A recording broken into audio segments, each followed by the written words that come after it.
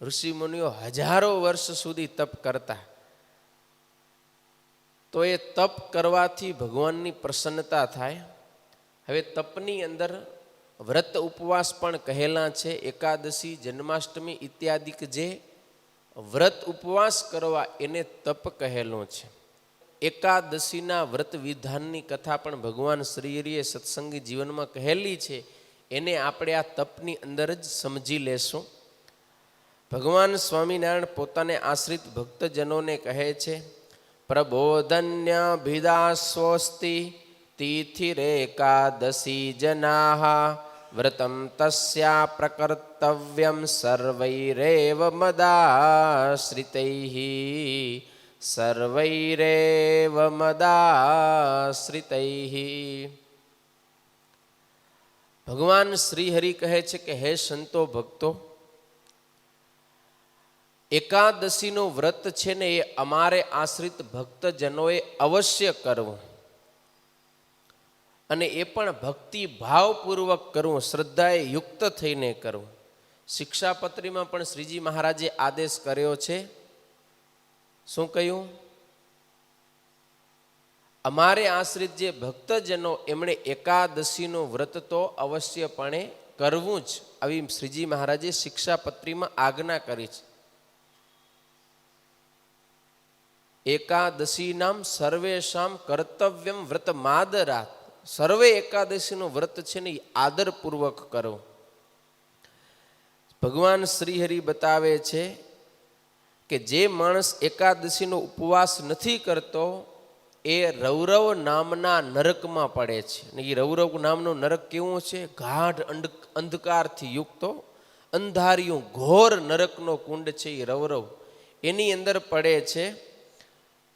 યાની કાની ચ પાપાની બ્રહ્મ હત્યા સમાની ચ અન્નમાશ્રિત્ય તિષ્ઠંતી સંપ્રાપ્તે હરિવાસરે.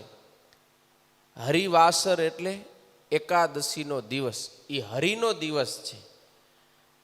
તો એકાદશીના દિવસે શું થાય? આ જગતની અંદર જેટલા કંઈ પાપ થાય, નાનું મોટું પાપ બ્રહ્મ હત્યાની સમાન, અરે પંચ મહાપાપ એનાથી નાનું કે મોટું ગમે એવું પાપ હોય, પણ એકાદશીના દિવસે આ બધું પાપ છે ને એ અન્નમ આશ્રિત્ય તિષ્ઠંતી.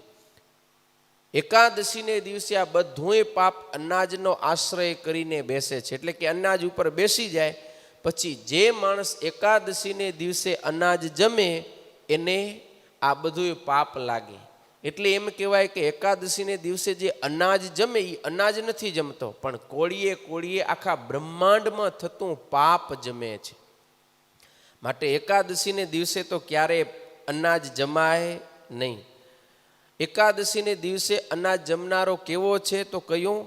માતૃહા પિતૃહા ચૈવ ગુરુહા સચ ઉચ્યતે. એકાદશીને દિવસે અનાજ ખાય એ તો માતૃઘાતી છે, એટલે માતાની હત્યા કરનારો. પિતૃઘાતી, ગુરુઘાતી એટલે પિતા અને ગુરુની હત્યા કરવા સમાન એને બહુ મોટો પાપરૂપી દોષ લાગે છે. એટલે એકાદશીના દિવસે તો ક્યારેય પણ અનાજ જમાય નહીં. શાસ્ત્રની અંદર આપણે જોઈએ ને તો નાનું મોટું કંઈ પણ પાપ થઈ ગયું હોય ને એનું પ્રાયશ્ચિત બતાવવામાં આવ્યું છે.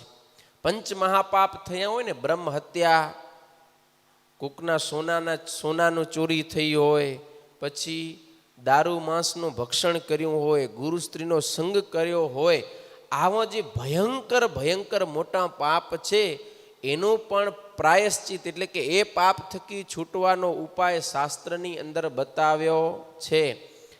પણ એકાદશીના દિવસે જે અનાજ જમે એનો જે પાપરૂપી દોષ લાગે એના થકી છૂટવાનો કોઈ ઉપાય ધર્મશાસ્ત્રની અંદર બતાવ્યો નથી. કારણ કે એ પાપ થકી છૂટી જ નથી શકાતો, એવડો મોટું એ પાપ છે. જો આલોકની અંદર કોઈ દારૂનું પાન કરે ને, દારૂનું પાન કરનારો છે એ કેવળ પોતે જ મરી અને નરકમાં જાય, પણ દારૂ પીનારો બીજા કોઈને નરકમાં લઈ જતો નથી. પોતાનું એક કલ્યાણ બગડે, પોતે દુઃખી થાય. પણ એકાદશીને દિવસે જે અનાજ ખાય છે એના પૂર્વજો તો જો સ્વર્ગમાં ગયા હોય ને તો ત્યાંથી પણ ખેંચી અને નરકમાં પાડનારો થાય. એકાદશીને દિવસે અનાજ જમે એના પૂર્વજોનો ઉદ્ધાર થઈ ગયો છે, તો પણ એને એ ત્યાંથી પાછળ ખેંચી અને નરકમાં નાખે.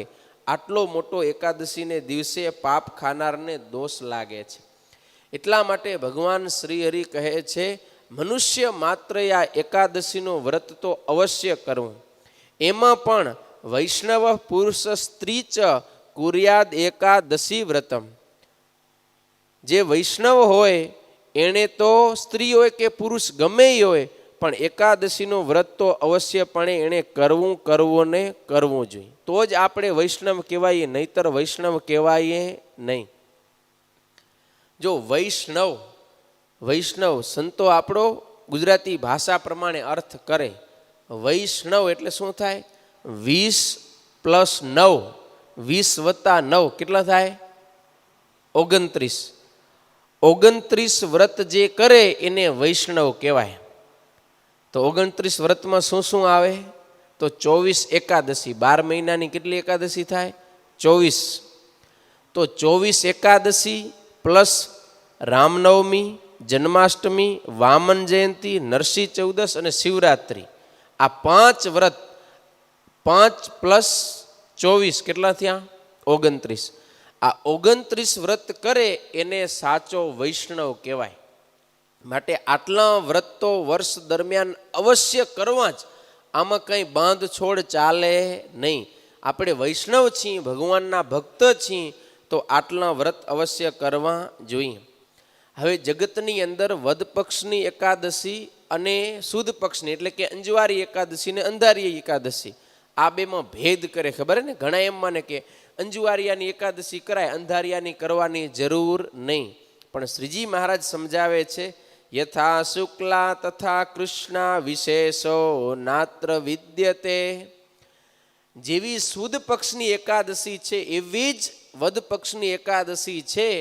એમાં કાંઈ ઓછા વત્તા છે નહીં. બંને એકાદશી સમાન છે. માટે સુદ પક્ષની એકાદશી હોય કે વદ પક્ષની એકાદશી હોય, આ બંને એકાદશી અવશ્યપણે કરવી. એમાં 8 વર્ષથી ઉપરનો અને 80 વર્ષ સુધીનો થાય ત્યાં સુધી બધાય મનુષ્ય, ચાહે બ્રહ્મચારી હોય, ગ્રહસ્થ હોય, વાનપ્રસ્થ હોય કે સંન્યાસી હોય, સધવા હોય કે વિધવા નારી હોય, બધાને આ બંને પક્ષની એકાદશીનું વ્રત તો અવશ્ય કરવું ને કરવું. આમાં કાંઈ પણ બાંધછોડ ચાલે નહીં. પણ 8 વર્ષથી નીચેનો હોય અને 80 વર્ષ થઈ ગયા હોય, એ કદાચ પોતાની અશક્તિને કારણે એકાદશીનું વ્રત ન કરે તો એને કાંઈ દોષ લાગતો નથી. એને શાસ્ત્રકારોએ છૂટ આપી છે. કારણ કે બાળક અને અતિ વૃદ્ધ એને આ નિયમ લાગુ પડતો નથી. તો બાળક ક્યાં સુધી કહેવાય? 8 વર્ષનો થાય ત્યાં સુધી. અને વૃદ્ધ ક્યારે કહેવાય? 80 વર્ષનો થયા પછી. અને પછી ભૂખ લાગે એટલે 18 વર્ષનો ગગો એ બાળક બની જાય તો એ હાલે નહીં. સમજ્યા ને?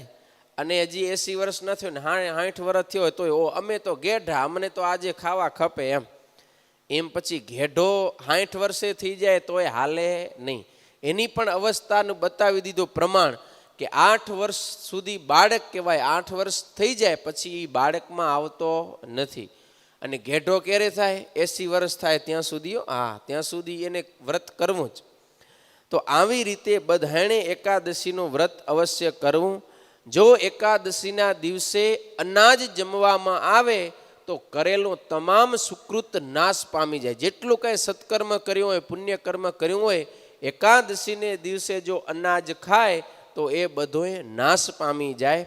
માટે ક્યારેય પણ એકાદશીને દિવસે અનાજ જમવું જોઈએ નહીં.